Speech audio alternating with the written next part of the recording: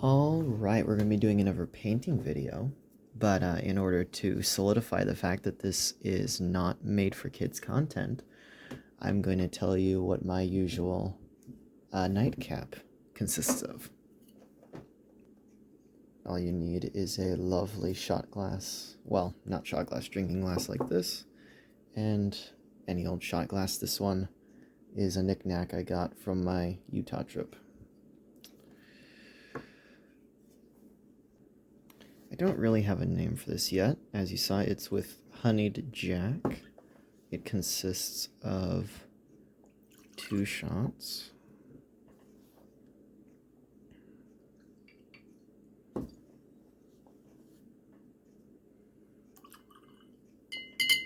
And then the special ingredient. Actually, perhaps I do have a name for this. Just what the doctor ordered. Because you take 2 of these and call me in the morning. Now, what person isn't willing to drink their own poison? I say, good sir, I challenge you to drink responsibly. I say, good sir. Tastes like it does normally. And now, to painting more miniatures. So here we have what is going to be my second squad of Stormtrooper upgrade expansions in E11 configuration rather than modified. I have a unit that's modified. So I'm going for, at this point, I've not seen a lot of this online, so I may be one of the first to actually be publicizing about it. I'm going for a 501st impression with my army. So this is my clone captain. He's going to be likely deployed with leftover units. With units I have left over, if I want to deploy that to get that 6th core unit. This is my technician. He's obviously a 501st boy. This was the first one I did. I am the least happy with the paint job, but I'm still really happy with it. The backpack especially. Oh, I love how the green picks up on camera. That weathered backpack with the technique I talked about last time. I need to base these. I need to make a final decision on how I'm going to base them. This is my... what unit is this? I think this is the DLT whatever. Here's his. This is the Bantha. Not Bantha. This is the nubbin that's supposed to be on the oh goodness, what are they called? The dewbacks, which I have one. He's beautiful. I'm gonna be getting another. I'm gonna be getting 4 in total. But yeah, here's his backpack. So just painted this up. He's got the 501st on his leg panel. The lore I'm creating for these guys is basically these are clone troopers, and they decided to paint up their armor in remembrance. So this is the RT-79C trooper. That's the blaster he's holding. It's, yeah, his armor came out the best. As you see, I even did weathering over the 501st blue. And there's some story to him. He's got hash marks. The lore of that is that's every human that he's killed. That's every living creature he's killed. He's killed thousands and thousands of droids. But now he's killing people. I need to put silver on his antenna. But yeah, so these are my specialists. And then these are my 2 cores of regular campaigners, I'm referring to them, my campaigners, versus my others. our mud boys because they're, well, muddy.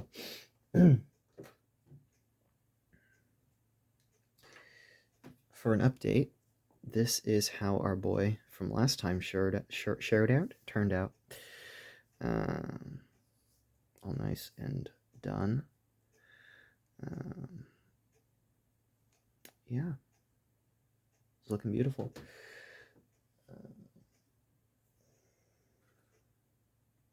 All right, let's get on to finishing up those boys. All right. First things first, I'll need to reapply white, finally out.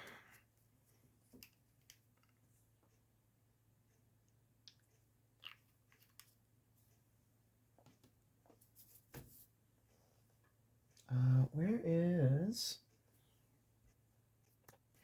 All right, now with brush in hand, we begin the process of dry brushing.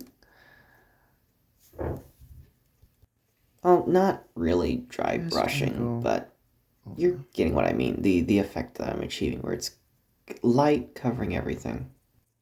Which by now I've gotten quite used to. I've lost track of how many of these I've done so far. I love the Empire. This is still a Lone Jedi 100 production. That's actually quite on brand as far as franchise endorsement. And with that brief aside from In the Moment, Stephen, we return to the super speed painting. This voiceover is brought to you by Bugles dipped in Hershey's chocolate. Remember, guys, always wash the devil out. Trying to make a Bob Ross joke. This is a trash brush. It's turned into a dry brushing brush, so I'm not as worried about getting this one good as I am about the others. So, yeah.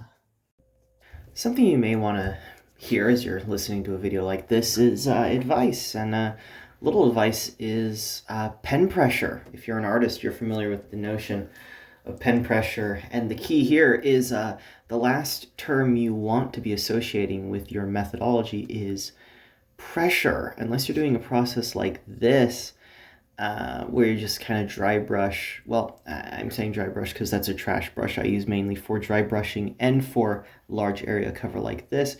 It's worn out, so pressure is actually fine to use with that brush, but too much pressure is how you're going to damage and warp and ultimately make your brushes in a way where you don't actually want them to be.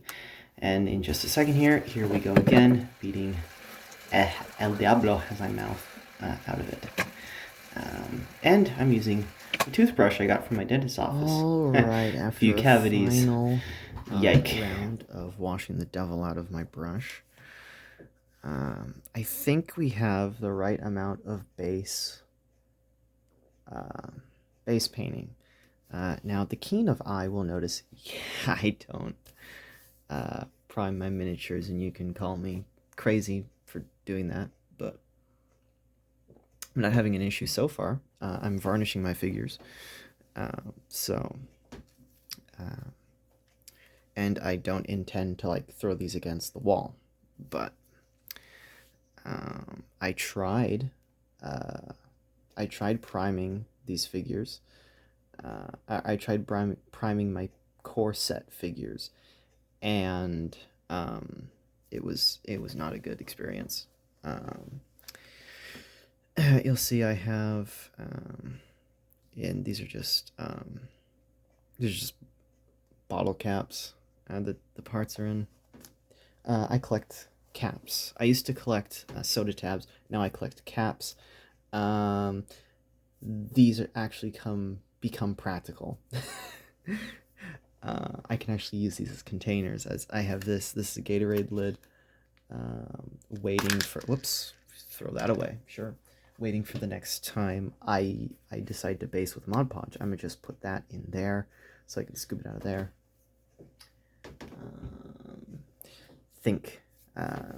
yawn painters think. I myself am much a noob, but some advice from noob to noob: think out how you're going to do things.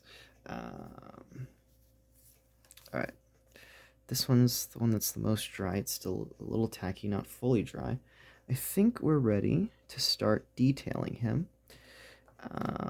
This palette is still really muddy because the reason there are browns in here is, well, I'm not quite sure why. Oh? Uh-oh. Who's that? Chewbacca? Okay, thank you, Chewbacca. Well, I could have edited out that awkward interaction, but always let the Wookiee win. Otherwise, you'll get your arms ripped off like these guys. Uh, dumb humor. So I'm gonna be cleaning this palette with my fingernail. This is just a pro life tip. Um, Fingernails are great utilities. I keep these as trimmed as possible. This is growing out a little. But these groups, these two, these are the ones that I normally grow out for utilization. They come in handy for Legos, for just scratching things, for scraping paint, I found out. And now we have a clean tray. Some of my most favorite Vallejo colors are Vallejo Black and Vallejo White. They are good colors. And we're going to use some more of Vallejo White, Black. Steven, what have you done? Anyways, little black. Just a little black. It's for the long haul. All right. Oh, and I've got some on my fingers. Good job. So a little bit of this. All right. Ready, steady, and... Now, admittedly, normally I would use either the number 1 or the number 4, funny enough, brush for this process. Here I'm using the number 3. So it was effective, but it wasn't actually working the exact way I wanted it to. But I'm certain the only thing standing between what I got out of it and what I want will be me coming back in with white to fix some of the oversplash. And I'll tell you, if you're getting into Legion and you just want something that you can satisfyingly paint in a little while, Stormtroopers, it's such a small amount of colors. It's, for the most part, it's just white, and it's just black and white. And here you're seeing me doing the privates, the non-commissioned boys who just have black pauldrons. No special color. It's just this process. And you'll find this is a monotonous process, repetitive process, but I'm a weird guy who likes monotony. Now, one thing I've not yet talked about in the step of washing the devil out of it is, of course, utilizing soap. I'm just using regular, this is Ajax Ultra Triple Action dish soap. Not sponsored. Could be? No. Lone Jedi Warfare Productions has not now nor has ever been sponsored by any corporation. Gonna crank up that. Now, a warning, if you look into it, you'll see that you are not supposed to use hot water. That will damage your brush. Although frankly, if you're using them enough, they're just gonna wear out. Anyways, and my brain's telling me the camera's supposed to be up here when the camera's actually over here. So that's why I'm staring off into nothingness. Okay. So here I try and sort of fail to show that I'm switching between the 3 to the 1 brush, although the light and the camera just does not want to cooperate to show off what brush I'm using. And we're back into the fun game of it, aren't we? I really, really can't stress enough how satisfying it actually feels to paint one of these miniatures. It's so few steps and such stark contrast to make one of the most iconic figures of modern history and pop culture. It's so simple. Um, it's not difficult. This isn't like a Space Marine. This isn't like trying to do contrast paint. This is just slapping down colors on some plastic, and it looks amazing. Like I am not a good painter, but these figures are just they're good. And all it takes is a little careful poking and prodding with that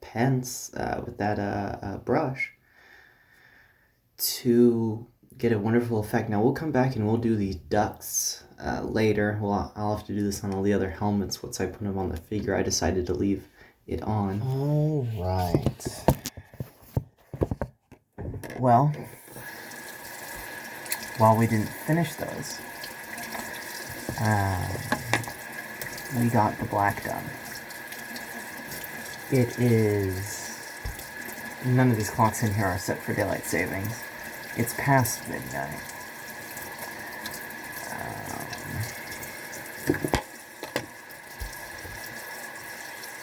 So I really should get going, shouldn't I? You should, but you won't. However, we are closing in on these now, and I just come in and I do rough detailing that I will refine tomorrow, probably. Just come in, do these. This is just so satisfying to do. It's so simple. And if you feel like you're bad at painting, just try it. Just try a Stormtrooper. It doesn't need to be good. It doesn't need layers. Just white and black, and just go for it. Go for it. You can see the recesses. Just do what I did. Flick it off on your thumb so that there's less paint on the brush, so that you're not gooping up everywhere. And just try. Just try. Like, look at this. The knees don't necessarily look so good when you black them up from up close, but from far away, yeah, sure, they look fine. And that's the reality of the situation. This is a miniatures game. You're only going to be seeing these in action from a lot farther away. You're not going to be close enough to get careful scrutiny. Here's a bit of a, not really kit bashing on that last one. I glued the arm into a position to differentiate it from the other commander. It's even a different body from the other commander. I like not having cookie cutter soldiers as much as I can. That's part of the beauty of the slight variation that happens paint job to paint job. Is every soldier is slightly unique, slightly different. Maybe I painted this one a little bit better. This one's posed differently, etc., etc. There's my glasses in frame. But it's an art, and it's fun just to do. Like, I hate painting, but I love doing this because the effect, the result, is so satisfying. Like, look at that. I don't have to do not much effort is needed for it to look like a stormtrooper. Which credit absolutely has to be given to the guy at whoever molded these, the one who sculpted these figures, or digitally sculpted, whether it was physical or digital. They did an amazing job, and it shows. Because if you have an amazing sculpt and you are conservative in how you apply paint, you will come out with a good product. I wish I found out about it sooner. I mean, now the rules as they are now are I don't have to relearn things, but I've always liked the tabletop aesthetic and like the Warhammer style, but not. I know Star Wars like the back of my hand. I know the lore of this like the back of my hand. I know like 501st lore, and I can add my own. And that's really the fun of it, and has always been the draw is the creativity, the lore, the home brewing. Now, I'm not out here saying my method is great. And of course, this is not the end. I'm going to come back tomorrow and I'm going to refine the details. Obviously, oh goodness, that mustache looks awful. And there's that speck on the thigh. And those could use some shoring up. And the shoes need detailing. It needs a base and everything. And I'm not out here claiming I'm the best. Um, but I have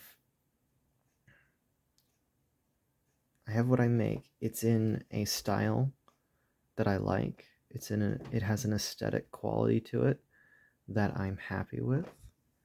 These are my mud boys. Um, these guys aren't going to be as grubby, um, but I love these. I'm not saying that they're the best. I'm not saying they're photorealistic, but they're beautiful to me, and that's really what matters in hobby. That's what matters in creating something for yourself. It's not about what other people think. It's about what looks good to you, what you like. And that is going to be the difference between looking at a finished something and hating it, and being able to look at a finished something and going, you know what? That turned out epic.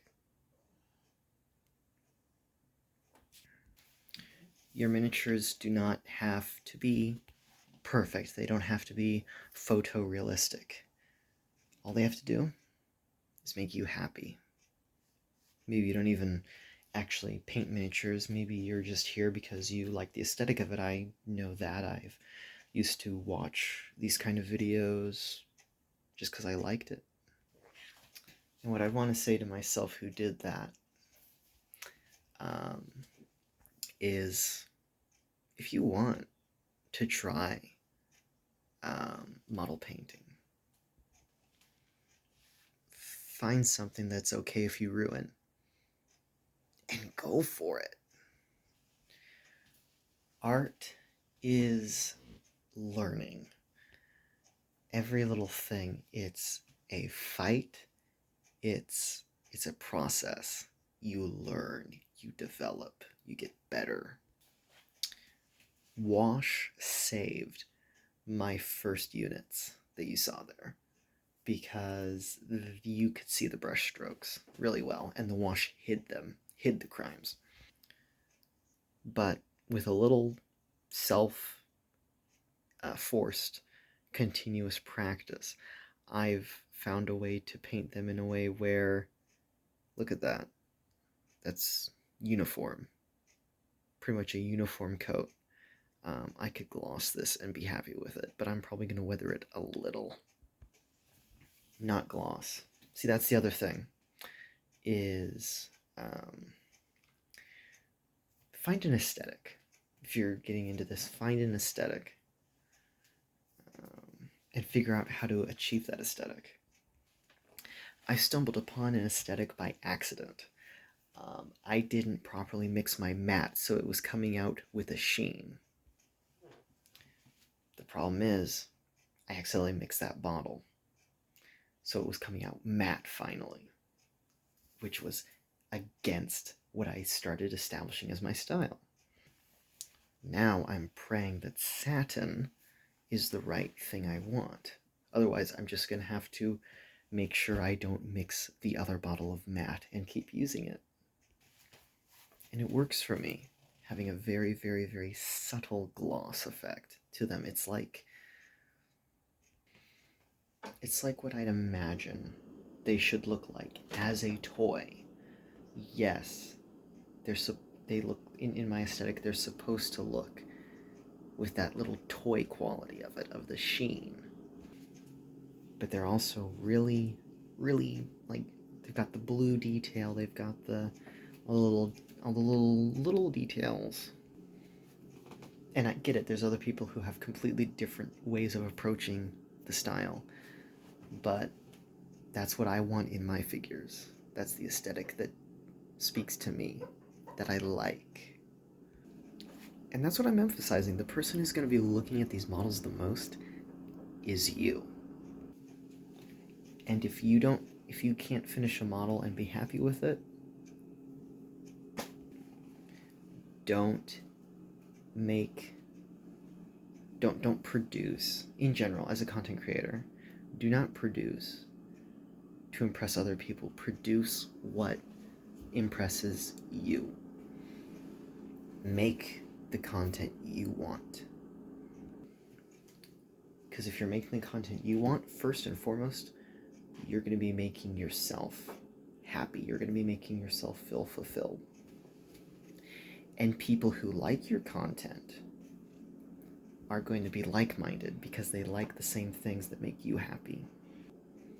And that's going to foster better communities centered around whatever it is. If you like this video, like it.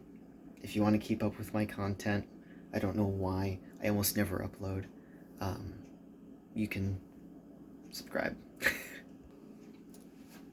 If you think I'm stupid, I guess you can leave a comment. Or if you think that somehow looks amazing, you can leave a comment. Whatever you do. It's morning. I don't know if I should say good morning or good night. Have a good one. God bless.